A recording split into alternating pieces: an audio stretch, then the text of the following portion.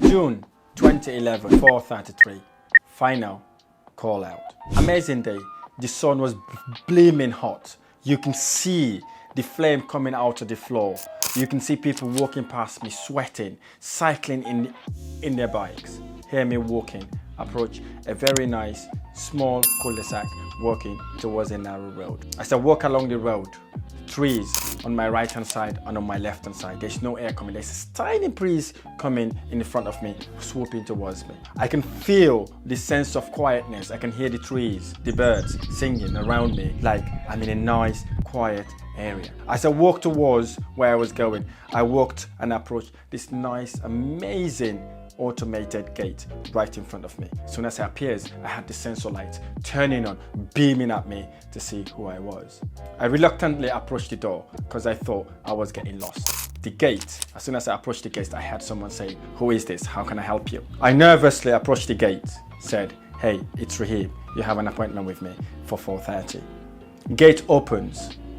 I walked in and the gate closed behind me. So nervous, shaking, I thought I was in a big trouble. As I walk towards where I was going, on my right hand side, this pavement, really nice pavement, it's got all these gutters on my left hand side, got these nice flowers round it. As I walk, it goes through round in a circle. Walk for about 2 minutes, I approach this nice, amazing light in front of me. In front of me is a nice, amazing Victorian types detached mansion.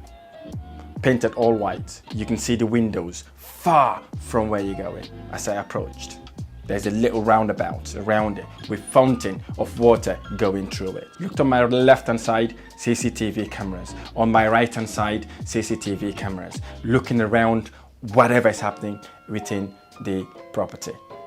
The door opens. A very short, gentle guy opens his door. "Hello, my name is Mike." Very short, wear fluffy shirt and a normal trousers and a flip-flops. I looked underneath. I looked him. As he's a very short guy, about 1.50 centimeters, I looked underneath him. He looks like Ian Wright's look-alike. "Oh, come on in, Rahim, come on in." I walked in. As you go past the office, on your right-hand side, there's this massive, big sitting room with a plasma TV on the wall, sweeping marble tiles and leather effect sofas round that. On your left-hand side, this massive kitchen dining area with a nice, amazing silk marble worktop and a German-like kitchen on my left hand side. In front of me there's amazing reception rooms, see-through windows where there's a massive 12-chair dining table and with some mugs around it. Looking on the floor, I can literally see myself on the tiles. "Oh, come and sit. Sit down, Rahim." Sat down. "Oh, how are you?" "Doing fine." "So, yes, tell me about what you've got." "Oh yeah, I work for this company and we are selling solar panels, and solar panels are really solar panels we're selling amazing solar panels. They help electrify your house, especially having cameras all over. This would be a good way of saving money." "Okay," he replied. "How much?" 15,000. 15,000. Wow, it's a lot to buy a solar. That's like a car on top of my roof, right? I replied, "Yes, it is," reluctantly, shying even to look at his face. I looked at him. He said to me, "Rahim, why 15,000? 15,000 is way too much. I can't pay 15,000 for this." I listened. I paused.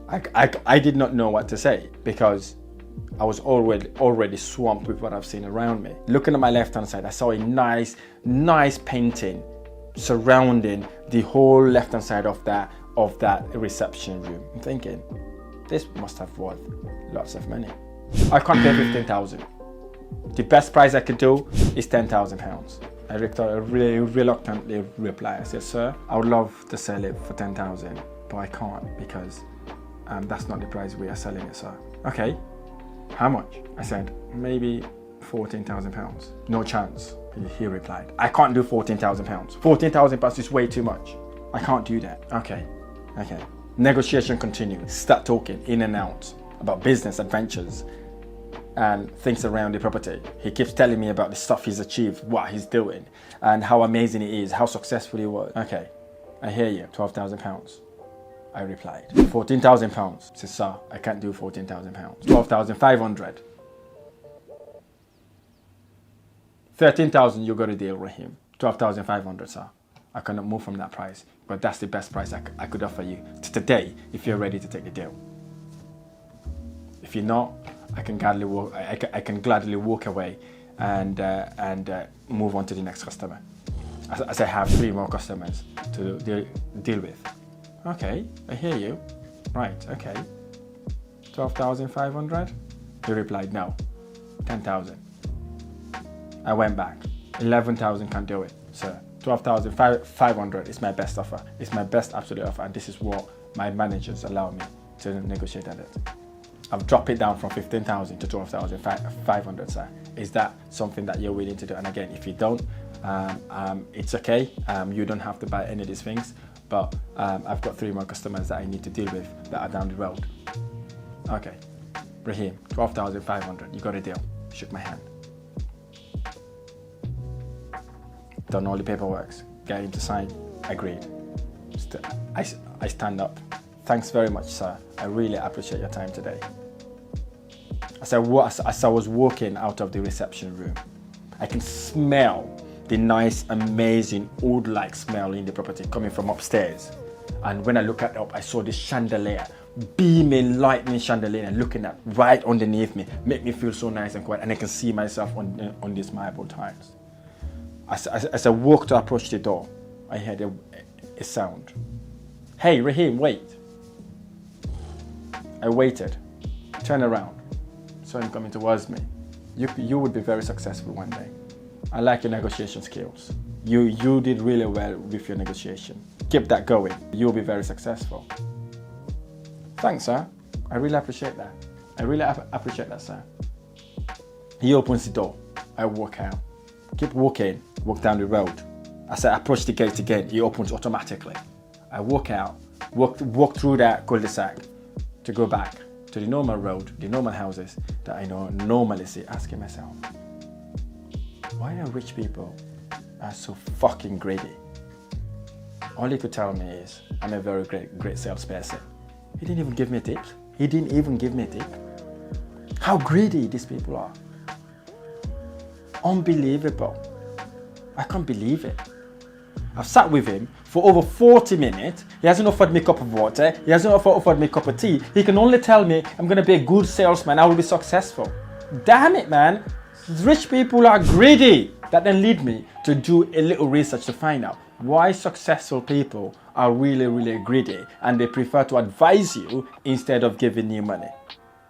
I discovered these 3 things. So the thing I discovered 2011 when I met this rich man, he might be one of the richest men in that area, is that they are very greedy. I went on doing a research to find out why rich people are greedy, why they don't just give people free money.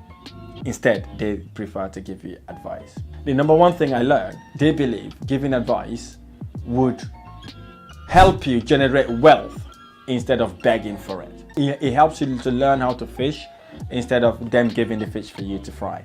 The second thing I discovered was rich people love wealth accumulation. Some millionaires prioritize amassing wealth as their primary goal and potentially lead to perception of greed. So whatever they look at how can they generate wealth from the money they have put in. So when I sat with that millionaire, he goes like, he was working out his figures. What is the benefit of having a solar installed in his property versus having it to be supplied by suppliers? He was doing all these figures, working in his head. I can tell he's working out some figures. I can tell he's working out the cost and benefit analysis of getting that solar panel installed in his property.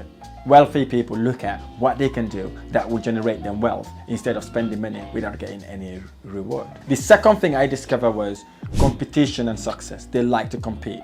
The thing that drives them, one of the things that drives them is to outperform their peers, and knowing as long as they're doing better than what they did yesterday, today they are progressing, and they're always surrounding themselves with successful people that can get them to do the extraordinary thing to get them to where they want to go. And the third thing I discovered is they invest all their money and they do not have any money sitting around not doing anything. They make their money work a lot harder for them. Any penny they have, they invest. Anything they have, they invest, because they know investing is what gets them recurring income without having to worry about paying for any bills or any things that would come their way that doesn't add value to them. So these are the 3 things I've learned. So number 1, the things I've discovered was wealthy people love accumulating wealth. They do not put their money in anything that doesn't bring return on their investment. Number 2, they like to compete. They compete on themselves. They literally look at if they're doing better than what they did yesterday. Number 3, they invest all their money in assets that can generate them recurring income, or assets that are appreciating value in the future. If you like this video or any of my videos, hit the like button below, subscribe to my channel for more amazing videos. I look forward to sharing the next video. Thank you.